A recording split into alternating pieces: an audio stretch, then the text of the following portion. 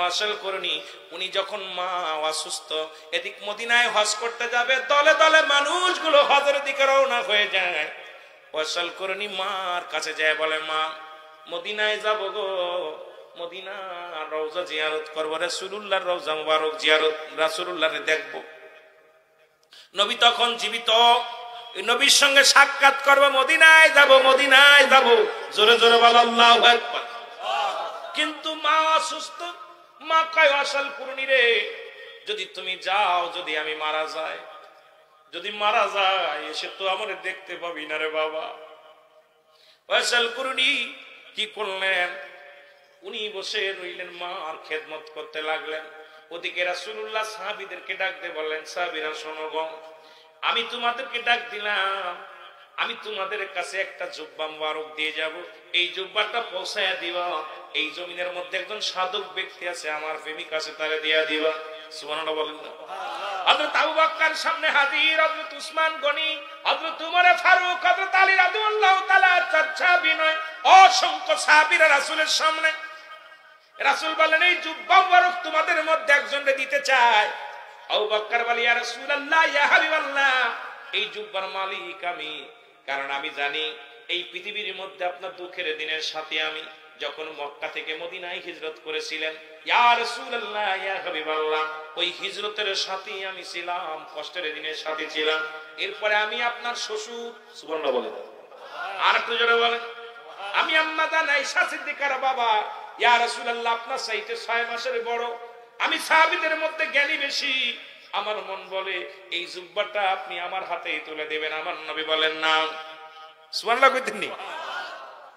হযরত উমর ফারুক বলে, ইয়া রাসূলুল্লাহ, ইয়া হাবিবাল্লাহ, আমার মন বলে আমি যখন ইসলাম ধর্ম কবুল করলাম, যখন কালেমা পড়লাম, আমি খাত্তাবের বেটা, ইয়া রাসূলুল্লাহ, ইয়া হাবিবাল্লাহ, আমার ইসলাম ধর্ম কবুল করার পর দুনিয়ার মধ্যে একদম উচ্চ আওয়াজে দিবালে আযান সরাসরি প্রচার হয়ে গেল, ইয়া রাসূলুল্লাহ, ইসলামের দাওয়াত খোলামেলা দেয়া শুরু হয়ে গেল।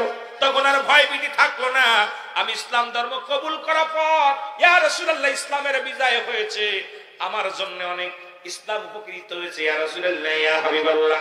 আমার মন বলে এই জুব্বা মুবারক আমি একমাত্র বার দাবিদার। নবী বলে, উমর, আমার উমর, নবী বলে, উমর রে বসো, তুমিও নাই। উসমান বলে, ইয়া রাসূলুল্লাহ, ইয়া হাবিবাল্লাহ, আমি উসমান গনি জিন্নুরাইন, আমি আপনার দুইটা কন্যাকে বিয়ে করেছি। এরপরে আমি হলাম ধনী উসমান গনি, পৃথিবীর মধ্যে বড় ধন সম্পদের মালিক, আমার চাইতে ধনী এই এলাকার মধ্যে কেউ নাই। ইসলামের জন্য কত দান ধ্যান করেছি, কত না মানুষকে উপকার করেছি। ইয়া রাসূলুল্লাহ, ইয়া হাবিবাল্লাহ, যখন আপনি যা চেয়েছেন সব আমি আপনার কদমে এনে দিছি। আমার মন বলে এর থেকে আজকে সবচেয়ে যোগ্য ব্যক্তি হলাম আমি, এই জুব্বা মুবারক আমি পাবো, ইয়া রাসূলুল্লাহ, ইয়া হাবিবাল্লাহ। আমার নবী বলে, না তুমিও বসো। হযরত আলী বলে, ইয়া রাসূলুল্লাহ, আমি হাসান হুসাইনের বাবা। নবী গো, আল্লাহু আকবার বলেন না, আমি হাসান হুসাইনের আব্বা, আমি হযরত আলী শেরে খুদা, হযরত আলী একে তলে ভাতিজা। আমার নবী গো, আপনি চাচা ভাতিজার সম্পর্ক, ইয়া রাসূলুল্লাহ, ইয়া হাবিবাল্লাহ। এরপরে আপনাকে অত্যন্ত ভালোবাসি শেরে খুদা হযরত আলী, আমারে দেখলে শয়তান সেই রাস্তা দিয়ে যায় না, পালায়া যায়। নবী গো, আপনি হলেন এলেমের স্বর, আর আমি আলী হলাম এলেমের সেই দরজা। জোরে জোরে চিল্লায়া বলা যাবে না সুবহানাল্লাহ। আমাকে আল্লাহ এত এলেম দান করেছে, যেটা আপনি সারা পৃথিবীর মধ্যে আপনি হলো স্বর, আমি হলাম দরজা। এরপরে আপনার কন্যা খাতুনে জান্নাত মা ফাতেমার স্বামী। সুতরাং এই পৃথিবীর মধ্যে জুব্বা একমাত্র পার দাবিদার আমি। আমার নবী কালিরে বসো। সাহাবীদের ভিতরে চিন্তা আসলো, এত যোগ্য ব্যক্তিকে রাসূলের জুব্বা পাবে রে, এমন অর্জন কে করেছে? আমরা 4 জন যদি না করি, 4 জন যদি কেউ না হয়, বসে থাকো। আমার নবী ডাকতে বলে, সাহাবীরা শোনো,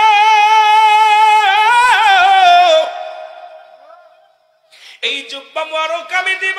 নবী ডাকতে কয়, উমর, উসমান রে শোনো, এই জুব্বা আমি এমন একজন ব্যক্তির জন্য দান করে গেলাম, তার নাম হলো ওয়াসাল কুরুনি। জোরে জোরে চিল্লা বলা যাবে না মারহাবা। দরদি মুসলমান দিলের কান্ডা লাগা শোনো গো, এই কোরআনের প্রতি তারা ধিক্কার দেয়, কয় কোরআন মানি না। আমার আল্লাহ কি কয় শুনে নেন। আমার আল্লাহ বলেন জালিকাল কিতাবু লা রাইবা ফীহি। সুবহানাল্লাহ। আল্লাহ বলে এটার মধ্যে কোনো সন্দেহ নাই। ঈমান থাকবে, কথা বলেন ঈমান থাকবে, আরো জোরে বলেন ঈমান থাকবে। আদম নবী কয় রব্বানা যালামনা আনফুসানা ওয়া ইল্লাম তাগফির লানা ওয়া তারহামনা লানাকুনান্না মিনাল খাসিরিন। আদম আলাইহিস সালাম ডাকতে বলে মালিক আমি জালিমদের অন্তর্ভুক্ত হয়ে গেছি আল্লাহ। আদম নবী ডাকতে বলে আল্লাহ আমি জালিমদের অন্তর্ভুক্ত হয়ে গেছি, আমারে তুমি ক্ষমা করে দাও। এখন আপনাদের কাছে জানতে চাই, আদম নবীরে জালিম বললে তার ঈমান যাবে না থাকবে? জোরে বলেন যাবে না থাকবে? এখন আখিরি নবী বলছে হায়াতি খায়রুল লাকুম। আলেম উলামা যারা আছেন লেখালো নবী কয় কি কয়, আমার হায়াতের জিন্দেগিটা উম্মতের জন্য কল্যাণ স্বরূপ। দুনিয়ার মুসলমান শোনো, কারণ শরিয়াত তরিকত হাকিকত মারিফাত সব দিকে আমি নবী রাহমাতুল লিল আলামিন, আমি নবী আমার উম্মতের সঙ্গে কথাবার্তা বলতে পেরেছি, এই জন্য উম্মতের জীবন ধন্য। মনে করো না নবী আমগার মতো মানুষের মুসলমান। এ দরদি বান্দা শোনো, আদম নবী কয় রব্বানা যালামনা, আমার আল্লাহ আমি জালিমদের অন্তর্ভুক্ত হয়ে গেছি। আদম নবী নিজে বলছে, আখিরি নবী বলছে আমার কাছে ওহী আছে, তোমাদের কাছে ওহী আসে না, আমিও তোমাদের মতো মানুষ। এই মনে করে যদি নবীর সঙ্গে বিয়াদবি করো, ঈমান যাবে না থাকবে?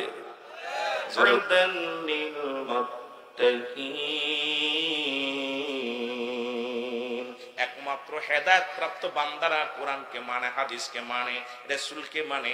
হেদায়েত প্রাপ্ত বান্দা যারা কোরআনের ভিতরে লোকমা দিতে পারে না, কারণ এই কোরআন শুনলেই মনে হয় কোরআন এটা ওই যাচ্ছে। আজ পর্যন্ত জেরের পরিবর্তন হয় নাই, জবরের পরিবর্তন হয় নাই, নুক্তার পরিবর্তন হয় নাই। পৃথিবীর কোন মানুষ পারবে না, কোশ্চিন কালেও পারবে না। পৃথিবী থেকে যদি সব শেষ হয়ে যায়, কোরআন শেষ হবে না। ও মুসলমান, কোরআন শেষ হবে না। শেষ হওয়ার জন্য আল্লাহ পাঠাই নাই। জোরে বলেন ঠিক কিনা? আল্লাহর পূজা বন্ধ করে দিয়া, আল্লাহর গোলামি বন্ধ করে দিয়া স্বর্ণের পুতুলের মূর্তির পূজারি শুরু করে দিল। এই অনেকদিন পূজা করতে করতে একদিন গভীর রাত্রে অলিদ ঘুমা আছে পুতুলের কাছে, পুতুলের ভিতর থেকে আসে অলিদ। আব্দুল্লাহর বেটা মুহাম্মদ একজন ভণ্ড, প্রতারক, কাজ্জাব, মুহাম্মাদের ধর্ম বাতিল। বাবারে কয় বাবা তাড়াতাড়ি আসো, মুহাম্মাদের ধর্ম বাতিল। গোটা ফ্যামিলিটাকে মুহাম্মাদের প্রতি বিদ্রোহী শুরু করে দিল। গ্রামগঞ্জে যত লোক ছিল সবাই এসে ডাকিয়া সামনে আনলো। ওলিদ যখন বলে ভগবান তুমি বলে দাও মুহাম্মাদের ধর্ম সঠিক না দেবতার ধর্ম সঠিক, ভিতর থেকে আওয়াজ আসে মুহাম্মদ একজন বদ মানুষ, মুহাম্মদ একটা বাজে মানুষ, মুহাম্মাদের ধর্ম বাতিল। লোকজন সঙ্গে সঙ্গে ওলিদের পক্ষ নেয়। গ্রামঘাট সব জানাজানি হয়ে গেল। এর স্বর্ণের পুতুল ওলিদের ভগবান কথা বলছে। আব্দুল্লাহর বেটা মুহাম্মদ একটা বাজে লোক, একটা বাজে ধর্ম নিয়ে আইছে, লা ইলাহা নাই কোন ইলাহ ইল্লাল্লাহু এক আল্লাহ ছাড়া, মুহাম্মাদুর রাসূলুল্লাহ আল্লাহ পাকের প্রেরিত রাসূল বা বান্দা। এটা বানোয়ার, মুহাম্মদ কোন নবী টবি না, মুহাম্মদ একটা সাধারণ মানুষ। আল্লাহ বলতে কিছু নাই, লা ইলাহা নাই কোন ইলাহ। আরে আছে আমাদের ইলাহ, চন্দ্র পূজা করি চন্দ্র আমাদের ইলাহ, আমরা গাছ পূজা করি গাছ আমাদের ইলাহ, দেবতা পূজা করি দেবতা আমাদের ইলাহ, মানুষ পূজারি করি এটা আমাদের ইলাহ। পৃথিবীর মধ্যে যা কিছু খোদাকে বাদ দিয়া যত দেবতা আছে সবাই তো আমাদের ইলাহ। খালিদ আমাদের এক নম্বরের ইলাহ। জোরে জোরে চিল্লায়া বলা যাবে না আল্লাহু আকবার। হাজার হাজার লোক আসলো, আব্দুল্লাহর বেটা মুহাম্মদকেও দাওয়াত দেয়া হলো। আব্দুল্লাহর বেটা মুহাম্মদকে ডাকতে বলা হলো। খালিদ ডাকতে বলে মুহাম্মদ তোমার ধর্ম সঠিক যদি হয় আমাদের দেবতা বলে দিবে, আর ওই দেবতা যদি তোমার ধর্মের কথা সঠিক বলে আমরা সবাই মেনে নিব। আমার নবীজি চলে আসলেন মহাসমাবেশ, হাজার হাজার মানুষ এসে দাঁড়ায় গেলে দেবতা কথা বলবে। খালিদ বলে ডাকতে বলে, খালিদ বলে দেবতা বলে দাও আব্দুল্লাহর বেটা মুহাম্মাদের ধর্ম প্রতারক, সে কাজ্জাব মিথ্যাবাদী। এবার দেবতার ভিতর থেকে আওয়াজ আসে, আমার সাথে পড়েন, আশহাদু আল্লা ইলাহা ইল্লাল্লাহু ওয়াহদাহু লা শারীকা লাহু ওয়া আশহাদু আন্না মুহাম্মাদান আবদুহু ওয়া রাসূলুহু লা ইলাহা ইল্লাল্লাহু মুহাম্মাদুর রাসূলুল্লাহ। জোরে জোরে চিল্লায় বলা যাবে না আল্লাহু আকবার। উপস্থিত যত মানুষ ছিল দেবতা ডাকতে বলে, জনগণ শোনো, ওলি ডাকতে কাজ্জাব, ওলি একটা মিথ্যাবাদী। কারণ মুহাম্মাদের ধর্ম সঠিক, মুহাম্মদ আল্লাহর পয়গম্বর, মুহাম্মদ আল্লাহর নবী, তিনি হলেন শ্রেষ্ঠ নবী, নবীদের নবী, রাহমাতুল লিল আলামিন। সুতরাং একমাত্র বাঁচার উপায় হলো রাহমাতুল লিল আলামিন। দেখলেন একটা বিশাল একটা দৈত্য, হাতের মধ্যে খোলা তরবারি, রক্ত বাঁকা তরবারি খানে। নবীজিকে সালাম দিলেন, আসসালামু আলাইকুম ইয়া রাসূলুল্লাহ। হুজুর আমি হইলাম জিন জাতির সরদার, আমি হলাম মুসলিম জিন, আপনার সামনে হাজির হয়ে গেছি। নবী বললেন, কি তোমার হাতে রক্ত মাখা তরবারি কেন? বলে, ইয়া রাসূলুল্লাহ ইয়া হাবিবাল্লাহ, আমি আদম নবীর আগে আমারে বানাইছে আমার আল্লাহ। এই মানব জাতি বানানোর আগে একটা জাতি ছিল, সেই জাতি আমি। ওরে আমি আদম থেকে শুনেছি ইয়া রাসূলুল্লাহ আপনি আখিরি নবী, ঈসা নবী থেকে শুনছি আপনি আখিরি নবী, মুসা নবী থেকে শুনছি আপনি আখিরি নবী, দাউদ নবী থেকে শুনছি আপনি আখিরি নবী। সমস্ত নবীদের থেকে শুনেছি আপনার প্রশংসা, আপনার গুণগান। ফেরেশতাদের থেকে শুনেছি আপনার গুণগান, আপনার শান। ইয়া রাসূলুল্লাহ ইয়া হাবিবাল্লাহ, আমি ওই পথে যাইতেছিলাম, এক বদজিন কাফের জিন ওই খলিদের পুতুলের মধ্যে প্রবেশ করিয়া আপনার ধর্মটাকে নষ্ট করতে চায়, ইসলামটাকে তছনছ করতে চায়। ইয়া রাসূলুল্লাহ ইয়া হাবিবাল্লাহ, বদজিন কাফের জিনকে আমি এক কবে দুই ভাগ করে ফেলেছি ইয়া রাসূলুল্লাহ ইয়া হাবিবাল্লাহ। এই সেই রক্তমাখা তরবারি আপনার সামনে নিয়ে দাঁড়ায় আছি। এরপরে আমি খুন করিয়ে আমি ওই পুতুলের মধ্যে প্রবেশ করি। যখন একটু আগে যখন ওই পুতুল সাক্ষী দিছিল আশহাদু আল্লা ইলাহা ইয়া রাসূলুল্লাহ ইয়া হাবিবাল্লাহ, ওই সাক্ষীটা পুতুলের ভিতরে থেকে দিছিলাম আমি, ইয়া রাসূলুল্লাহ ইয়া হাবিবাল্লাহ। কারণ ইসলামের পর আঘাত আসবে, মুসলমান জাতির কষ্ট দিবে, পৃথিবীর সবাই মানতে পারে, ইয়া রাসূলুল্লাহ আমরা জিন জাতি মানতে পারি না, কারণ আমরা মুসলমান। আজকে সেই মুসলমান মার খায় বিশ্বের আনাচে কানাচে, সেই মুসলমান মার খায় আফগানের মধ্যে, সেই মুসলমান মার খায় ফিলিস্তিনের জমিনে, সেই মুসলমান মার খায় আমেরিকার জমিনে, সেই মুসলমান মার খায় বিশ্বের আনাচে কানাচে। কারণ মুসলমানদের ভিতরে কথা নাই, মুসলমানদের ভিতরে ভালোবাসা নাই, মুসলমানদের মধ্যে নবীর ভালোবাসা নাই, মুসলমানদের মধ্যে ইসলামের আদর্শ না থাকার কারণে গোটা বিশ্বের মুসলমান আজ মার খায়। জোরে জোরে চিল্লা বলা যাবে না, ঠিক কিনা? দুনিয়ার মুসলমান শুনে না, রাসূলুল্লাহ এইভাবে ইসলামের দাওয়াত প্রচার করলেন। এটা দেখিয়া আবু জেহেলের মন বড় খারাপ। আপনাদের বগুড়ার মধ্যে গতকালকে দেখলাম প্রেমিকার জন্য যুবক তার মাকে দুনিয়া থেকে বিদায় করে দিছে।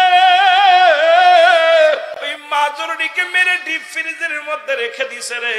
কারণ মা বলছে, বাবা বেগানা মহিলার সাথে মিশা যাবে না, ওই মেয়েকে আমি মেনে নিব না রে বাবা। মার অপরাধ, বাবা তোরে 10 মাস 10 দিন গর্ভে ধরছি, তুই নষ্ট হয়ে যাবি, তুই ক্ষতিগ্রস্ত হয়ে যাবি, এটা আমি চাই না, এটা আমি কখনো চাই না, আমি মা হয়ে মানতে পারি না। গভীর রাত্রে মাকে কুড়াল দিয়া কুপাইয়া মাকে চির বিদায় করে দিছে।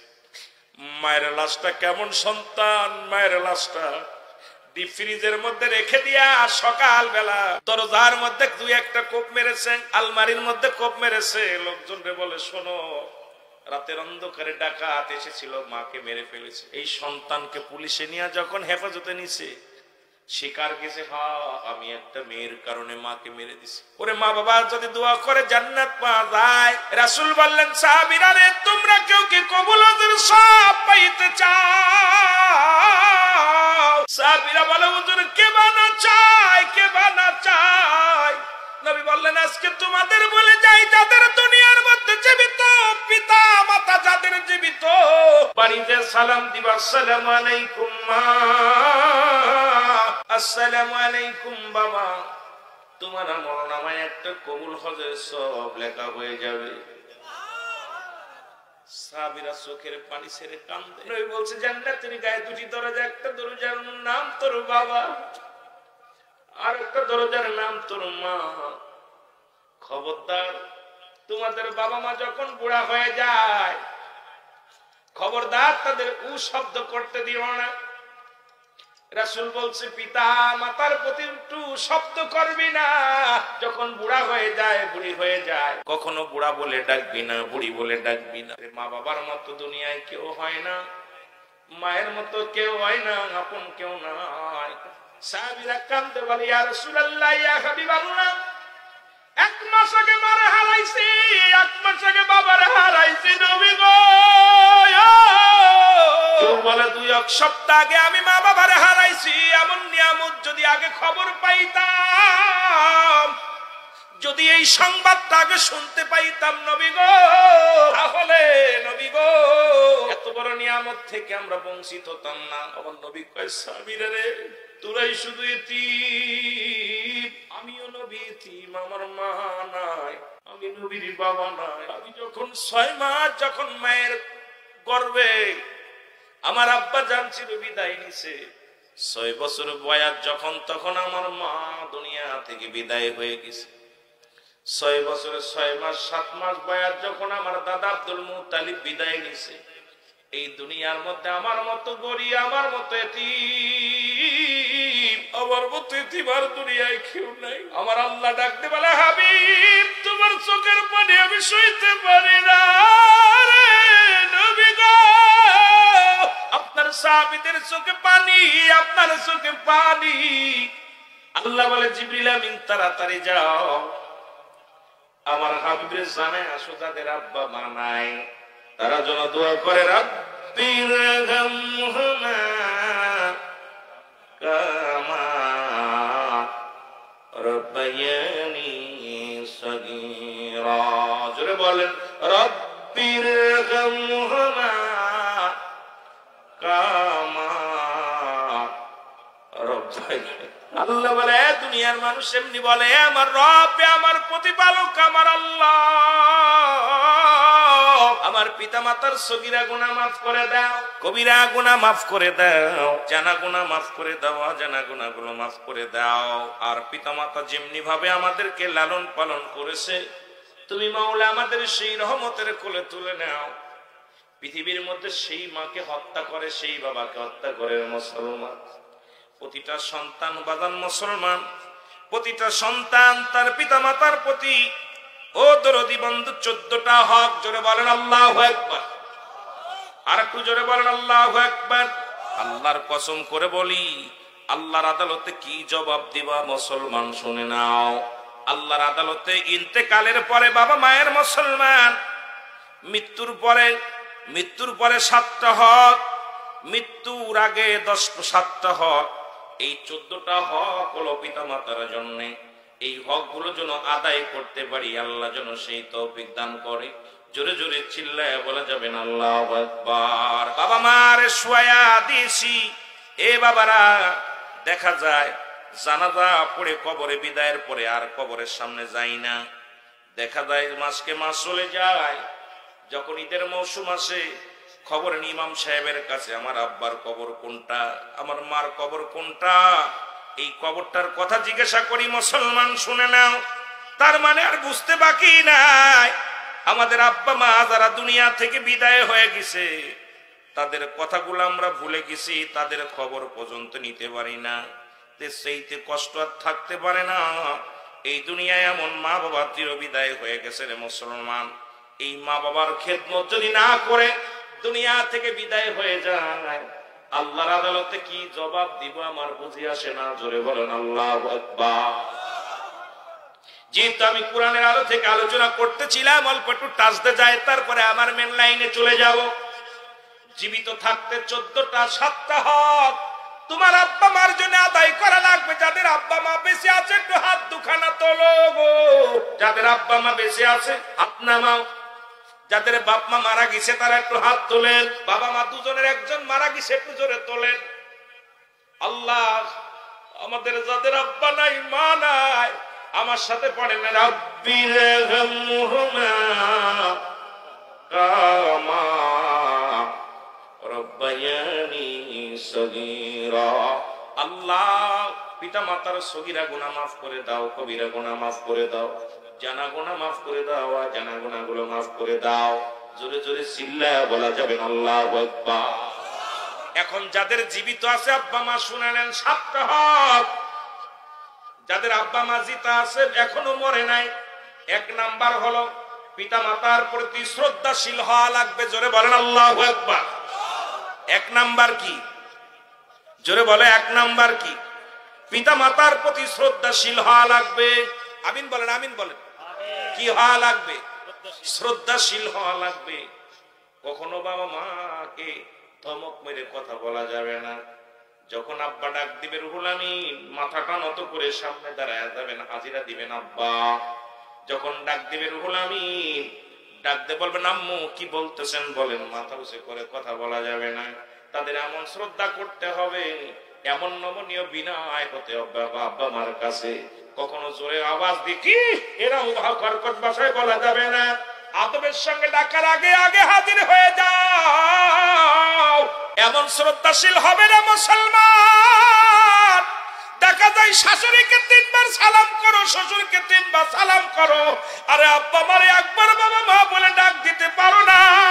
এই দুনিয়ার হক আদায় করা না করার কারণে দুনিয়া থেকে লাঞ্ছিত হতে হবে, আখিরাতেও লাঞ্ছিত হতে হবে। জোরে জোরে চিল্লায় বলো ঠিক কিনা। এর মুসলমান সংক্ষিপ্ত আকারে আমি কয়েকটা কথা বলে যাই। 2 নাম্বার হলো মনে প্রাণে তাদের ভালোবাসতে হবে, এমন ভালোবাসতে হবে সারা পৃথিবী একদিকে আব্বা মা একদিকে, মন থেকে ভালোবাসবেন, প্রাণ থেকে ভালোবাসবেন, এমন ভালোবাসবেন আব্বা মারে পৃথিবী সারা পৃথিবী একদিকে যদি আপনার দিয়া দেয়, আর একদিকে যদি আপনার মা, আর একদিকে যদি আপনার বাবা থাকে রে, পৃথিবীর বুকে পৃথিবী চাই না, 7 রাজার ধন চাই না, মা বাবারে চাই। জোরে বলো ঠিক কিনা।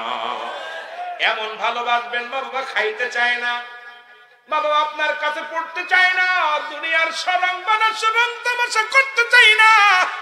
এ দুনিয়ার মানুষ মন থেকে প্রাণ থেকে এমন ভালোবাসবো, আমার আল্লাহ রাব্বুল আলামিনের পরে স্থান হলো পিতা মাতা।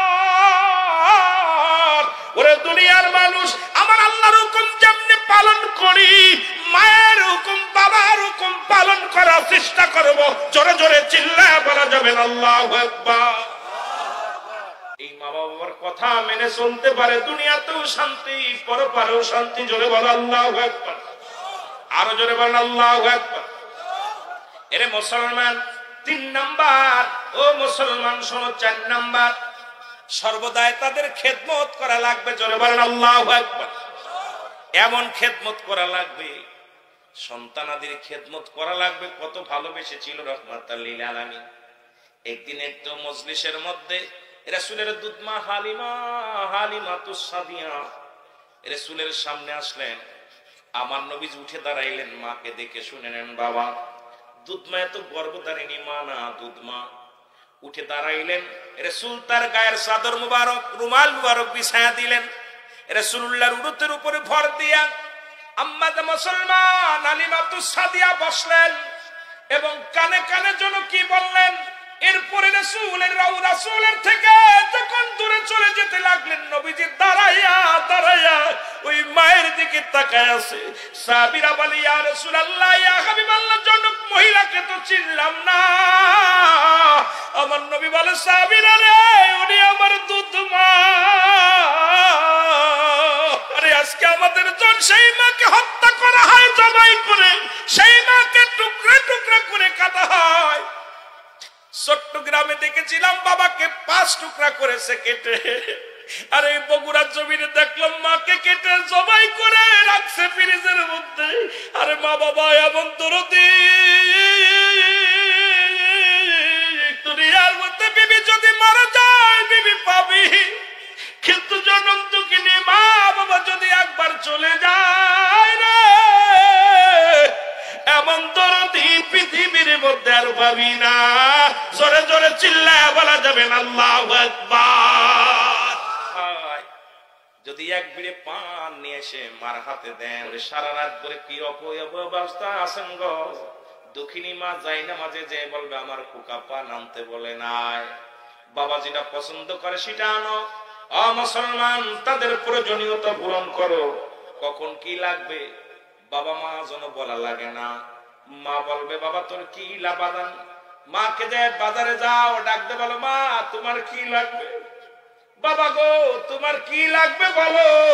তোমার প্রয়োজনীয়তা পূরণের জন্য মা যেন বলতে না হয় কি কি লাগবে। যে শীত আসছে আপনি মার জন্য ভালো একটা কম্বল কিনে দেন, শীত আসছে মার জন্য একটা কাপড়ের ব্যবস্থা করে দেন।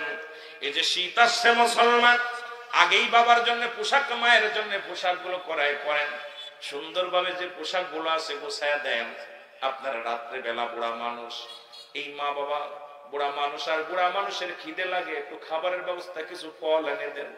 কিছু পারেন না, ওরে মুসলমান কিছু 1 কেজি মুড়ি এনে দেন। দরকার নাই এই খেদমত, আপনি টাকা নাই গরিব মানুষ, ওটাখানে মুড়ি বাজিয়ে আমাকে বলো মা বাবা গো তোমরা বুড়া মানুষ, রাত্রে উঠলে খিদে লাগতে পারে, এটা তুমি খেও মা, পানি খেও। ওই মা হাত উঠায় দোয়া করবে ফজরের নামাজ পড়ে, আল্লাহ আমার কলিজার টুকরা কত খবর নেয়, খোঁজ নেয়, এই বাবারে তুমি জান্নাত দিয়া দিও। জোরে জোরে বলুন আল্লাহু আকবার। আমার বড্ড কষ্ট হয়, ব্যানের মধ্যে লেখা থাকে মা বাবার দোয়া, ওরে বাড়ির মধ্যে লেখা থাকে মা বাবার দোয়া, গাড়ির মধ্যে লেখা থাকে মা বাবার দোয়া।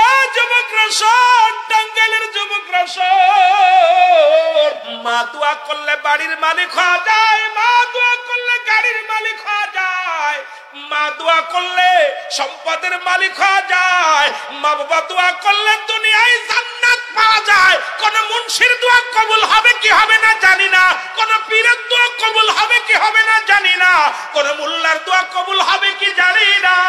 ওরে মা যদি হাত উঠায়, বাবা যদি হাত উঠায় সন্তানের জন্য, এই দোয়া বিফলে যাইতে পারে না। জোরে জোরে চিল্লায় বলো আল্লাহু আকবার। এই মুসলমান 6 নম্বর হলো তাদের সবসময় সুখে শান্তিতে রাখার চেষ্টা করতে হবে। জোরে বলেন আল্লাহু আকবার।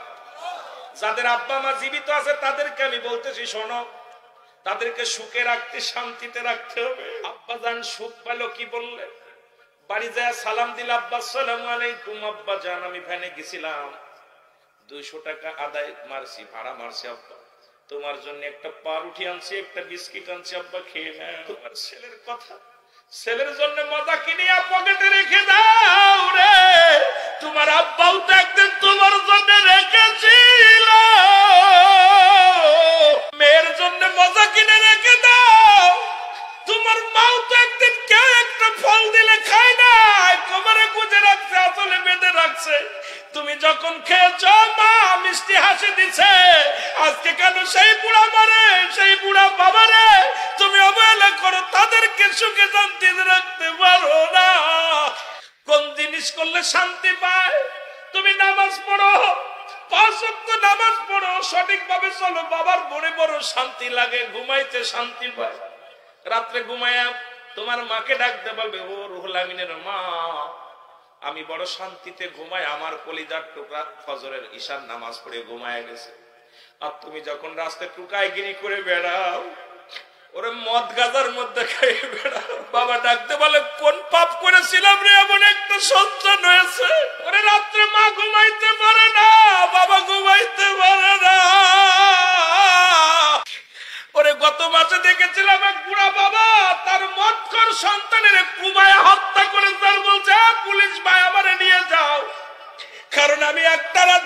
করতে পারি নাই, কোথায় মদ খেয়ে পড়ে থাকবে, কে মারবে, আর কে আমার সন্তানের মারবে। আমি বুড়া মানুষ, আমার সন্তানের গায়ে চড় দিলে কলিজার মধ্যে লাগে, ওই আমি সহ্য করতে পারি না। এই জন্য আমি তারা দুনিয়া থেকে বিদায় করে দিছি, আমি তারা দুনিয়া থেকে বিদায় করে দিছি।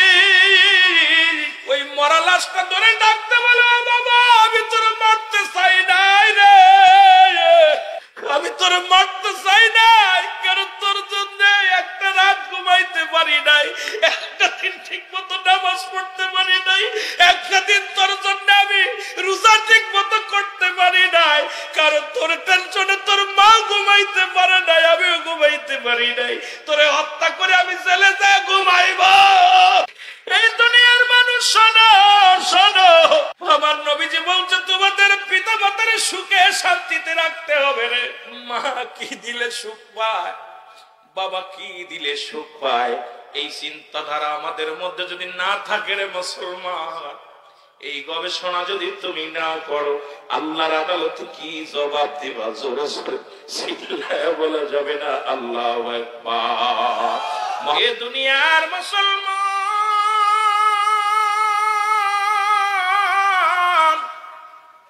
7 নাম্বার হলো নিয়মিত তাদের সাথে সাক্ষাৎ করতে হবে, যোগাযোগ করতে হবে। তুমি চাকরি করো, বিদেশের মাটিতে আসো, বইয়ের লগে সারা রাত ধরে সিটিং করো, বইয়ের সাথে সারা রাত ধরে গল্প করো। একবার ফোনটা দিয়া যদি বলো মা, ফোনটা দিয়ে বিবিরে বলো, বিবি আগে আমার মা রাতে দে, আবার বাবা রাতে দে। আমরা অধিকাংশ ছেলেরাই ভুলটা করে থাকি রে। চাকরি করি, বিবির লাগে কথা কই, ছেলের লাগে কথা কই, মাল লাগে কথা কর সময় পায় না, বাবার লাগে কথা বলার সময় পায় না। আমি বারে বারে বলে যাই, যুবক রে, বাজারে গেছিস সারাদিন আসিস নাই, ফোনটা দিয়ে বিবিরে বলিস আসতে পারবো না, ওই ফোনটা দিয়ে মারে বল, বিবিরে ডাকতে ক, বিবি আমার মারে দে। দুঃখিনী মা কিন্তু সারাদিন পথের দিকে তাকায় থাকে, কখন বাচ্চা আসবে। যদিও আলাদা খায়, যদিও সন্তানের খাবার খায় না, বারবার জিগাই, তোমার বিবিরে জিগাইবে, বৌমা আমার সন্তান কোথায় গেছে, টিপ নিয়ে কোথায় গেছে। ওরে আমার সন্তান সকালবেলা অটো নিয়ে বাইর হলো, এখনো আসে না, সকালবেলা বাজারে গেছে এখনো আসে নাই। তোমার বিবি কয়বার মনে করবে, তোমার মা দুঃখিনী মা যতবার মনে করবে, এতবার পৃথিবীর কেউ মনে করবে না। ছেলে বলবে বাবা কি আনছো, বেবি বলবে কি আনছো, মা বলবে বাবা এত দেরি হলো কেন, ও বাবা তোর এত দেরি হলো কেন। এই জন্য সময় মতো মা বাবার সঙ্গে আমাদের মুসলমান সাক্ষাৎ করা লাগবে। জোরে বলেন আল্লাহু আকবার।